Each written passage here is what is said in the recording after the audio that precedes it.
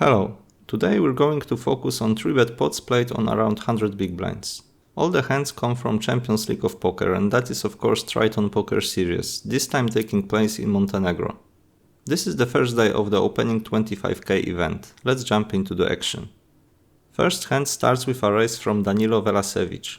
Santosh Suvarna on the cutoff picked up King-9 suited and decided to 3-bet. We can see that solver continues with a little bit less than 20% of range and splits it almost in half between 3-bets and calls. There are only a few hands that use pure strategy in this situation. Kings, aces, ace-king and ace-queen suited, and the only hand that is pure call is ace-jack suited. All the other hands mix between raises and calls, and with a hand like King-9 we can basically flip a coin before making our decision. The Serbian player called, and this is fine play. In this scenario he should fold around half of his hands, but ace-queen off is too high in this range and solver mixes raises and calls with this hand, and similar to King-9 of his opponent, this is almost a 50-50 split between both actions. On the flop Danilo checked as he should with his whole range and Santosh c-bet with a small sizing. Betting here is almost mandatory as solver c-bet here with almost the whole range, but when it comes to sizing this isn't the best choice.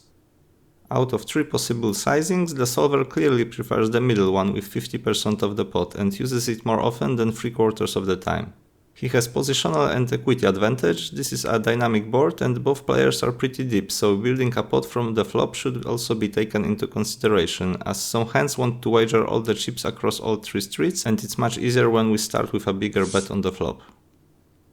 Danilo check-raised his hand and we can see that this is part of GTO. Ace-queen off is a very interesting hand because solver mixes between all 3 possible options in this scenario, and while playing postflop, solvers usually don't fully randomize it, but use suits to determine what to do, and we can clearly see that combos without a spade mix between folds and calls, and those with a spade mixes between raises and calls. This is a combination of few things. These hands with a spade have not only higher equity, as they sometimes make very strong hands when the board runs out with a runner-runner flush, but also they block flush draws, so they generate more fold equity, and last but not least, when only one more spade will appear on the board, these hands become perfect candidates to bluff. Overall, solver raises around 15% of range in this spot, and there are no hands that want to do it with a very high frequencies, so this is also important to keep in mind and not overdo it, because if we would always check raise with all hands that could possibly do it, we would have way too many bluffs. And we should still keep in mind that it isn't that great of a spot, because we still are at equity disadvantage with our range and will continue to play this hand out of position, and this should always temper our aggression. Santosh folded pretty quickly, and this is of course no surprise, as it's very hard to have a worse hand in this scenario. Next hand is actually the very next hand played on this table. This time we see a raise from Albert Sulistyo in the early position. He is an amateur player from Indonesia, and we can see that this open is a little bit too wide, as on around 100 big blinds he should start raising with ace-10 off. Santosh Suvarna isn't taking his foot from the gas and 3-bet here again. This isn't a GTO play with pocket deuces, as the solver just folds most of them and calls with it just a fraction of the time. But assuming he knows that he plays against a weaker player, this play might get a little bit better. He attacks too wide of a range, so he should either win more money with preflop, or he can make some moves postflop playing in position. With a 3-bet he often isolates a fish and increases the chance that he will play heads-up pot. Now action is on Chris Brewer on the small blind with pocket jacks and 44 big blinds. There is this saying that there are 3 ways to play pocket jacks and all of them are wrong, and it fits this scenario like a glove. He can fold here, but it feels a little bit too weak against 2 amateur players. He can raise, but it might be overplaying this hand against this action, or he can call and play this pretty vulnerable hand without both initiative and position, possibly in a 3-way pot. This is the solver range when everyone would have 100 big blinds, and this is with 40 big blinds. We can see that he should just raise or fold and continue with a little bit more than 3% of hands.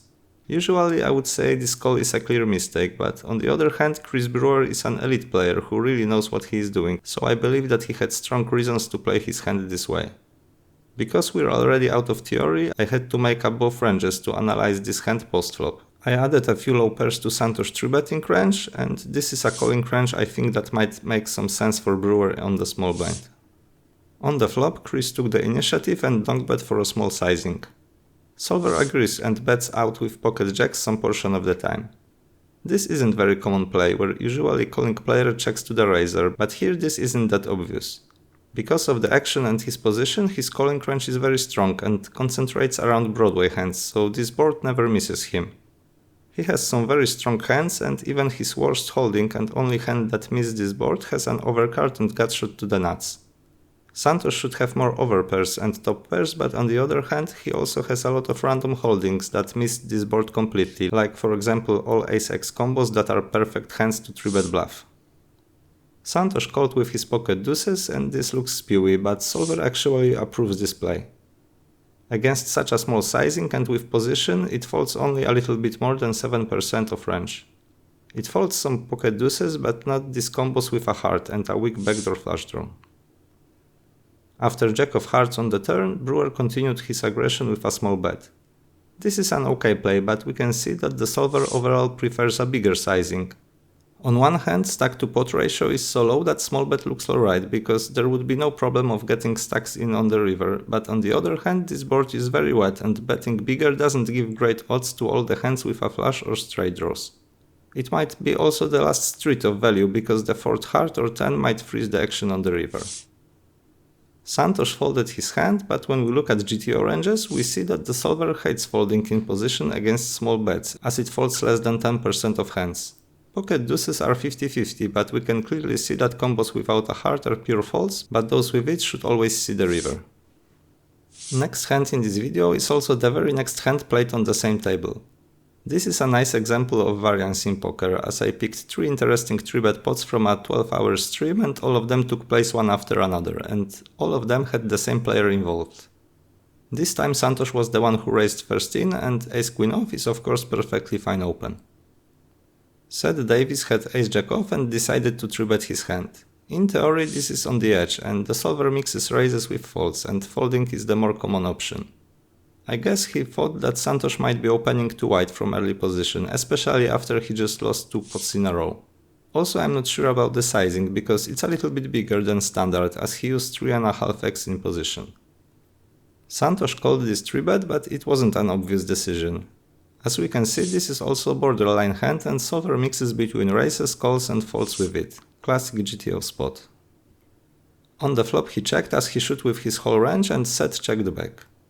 This is very strange play, as on ace-high boards he has a significant equity advantage and can justify betting with the whole range. On the turn, Santos bet with the small sizing. Solver sometimes bets with ace-queen, but overall it checks with almost all hands, because player in position is still holding equity advantage, and king should help his range, as one of the hands that makes sense to not c-bet on this board would be pocket kings. On the other hand, ace-queen off might look for some value, because it's hard to imagine that Seth checked back a better hand on the flop. Maybe pocket aces, but there is only one combo left. Santos would imagine that Seth would bet all his ace-king combos or 2 pairs with ace-deuce or ace-5. Seth called this bet pretty fast, as he should with most of his range, but it's worth to mention that ace-jack is strong enough to sometimes raise with it. 7 on the river was a brick and Santos checked. This is a tricky play, and solver sometimes does it with this hand, but overall this is a spot to polarize betting range and use mostly bigger sizing with the strongest hands and a few bluffs, and ace-queen is one of the best hands he could have here. Seth Davis took some time before putting his opponent all in. This is another strange play, as solver doesn't overbet this river at all, and when I was playing with other sizing options to force player in position to have overbet there, solver wasn't betting ace-jack with it and even checked back some combos of it. This hand is worth betting for value, but when we go too big with it, it's more likely that we will get folds from hands that we want to call and only get called by hands that beat us. Maybe he underestimated Santos and thought that as played he cannot have many better hands and will make a crying call with a weaker holding, as he might be on tilt after losing 2 pots in a row. Santos was also a little bit confused, and it took some time before he made the call. This wasn't a very easy spot for him, because in theory Seth shouldn't bet that big for value with anything worse than ace-queen, so Suvarna has just a pure bluff catcher. On the other hand, it's hard to have many better hands with this line, and he eventually made the correct call. Solver also struggles with this decision, and against an overbet it mixes folds and calls with most of aces, as kicker shouldn't make a big difference in this situation. Of course, if Seth is greedy enough and value bet ace-jack, then calling with ace-queen becomes a no-brainer decision. I hope you liked this video, don't forget to subscribe to the channel and see you next time. Bye!